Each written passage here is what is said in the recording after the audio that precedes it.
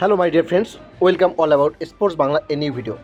বন্ধুরা, কালকে যে ম্যাচটা হলো ভারত এবং পাকিস্তানের মধ্যে, সেই ম্যাচের পরে বর্তমানে যে ভারত যেই গ্রুপে রয়েছে সেই গ্রুপের পরিস্থিতি অনুযায়ী 2024 সালের টি-20 বিশ্বকাপ থেকে হয়তোবা পাকিস্তান বার হয়ে যেতে চলছে।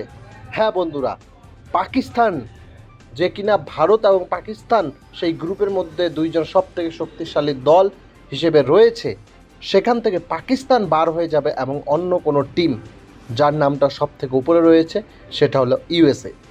চলো তোমাদের পয়েন্ট টেবিলটা দেখিয়ে বিস্তারিতভাবে বুঝিয়ে দিচ্ছি ব্যাপারটা। এই গ্রুপের প্রায় প্রত্যেকটা টিমের অলরেডি দুটো কোনো ম্যাচ হয়ে গেছে এবং সেই দুটো করে ম্যাচ খেলার পরে ইন্ডিয়া এবং ইউএসএ তারা দুটোতেই জয়যুক্ত হয়ে 4 পয়েন্ট নিয়ে টেবিলের শীর্ষে রয়েছে। কিন্তু কানাডা, পাকিস্তান, আয়ারল্যান্ড তারা 3, 4, 5-এ রয়েছে, যেখানে কানাডা একটি ম্যাচ জিততে পেরেছে কিন্তু পাকিস্তান, আয়ারল্যান্ড কোনো ম্যাচ জিততে পারেনি।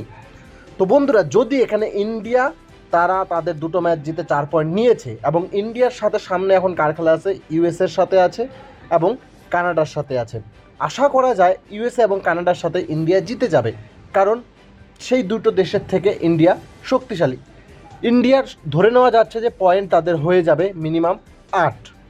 আর যদিও বা দুইটার মধ্যে একটা ম্যাচ তারা হেরে যায়, তারপরেও তাদের একটা ম্যাচ জিতলে পয়েন্ট হয়ে যাবে 6। সেখানেই ইউএসএ তারা দুটো ম্যাচ খেলে দুটোতেই জিতেছে।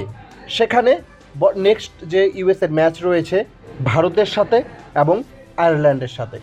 যদিও ইউএসএ ভারতের সাথে হারে, যদি তারা আয়ারল্যান্ডের কাছে জিতে যায় তাহলে কিন্তু ইউএসএর 6 পয়েন্ট হয়ে যাবে। ধরে নিলাম ভারতের কাছে হেরে গেল, কিন্তু আয়ারল্যান্ডের কাছে যদি তারা জিতে যায় তাহলে তাদের 6 পয়েন্ট হয়ে গেল। সেখানে পাকিস্তানের যে নেক্সট দুটো ম্যাচ রয়েছে সেই ম্যাচ দুটো রয়েছে, একটা হলো আয়ারল্যান্ড, একটা কানাডা।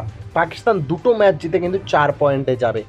যদি ইউএসএ সেখানে আয়ারল্যান্ড এবং কানাডার মধ্যে একজনকে হারাতে পারে তাহলে ইউএসএ 6 পয়েন্ট হবে।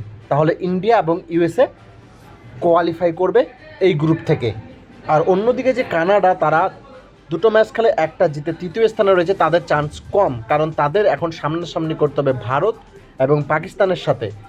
কারণ তারা ভারতের সাথে আশা করা যায় জিততে পারবে না এবং পাকিস্তানের সাথেও তারা জিততে পারবে না।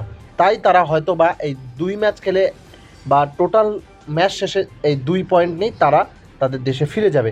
তো বন্ধুরা, এর থেকে গেস করা যাচ্ছে টেবিল টপার হয়ে ইন্ডিয়া এবং টেবিলের দ্বিতীয় স্থান থেকে ইউএসএ কোয়ালিফাই করে সুপার 8-এ পৌঁছানোর চান্স রয়েছে। তো বন্ধুরা, এইটুকুই, দেখা হচ্ছে নেক্সট ভিডিওতে।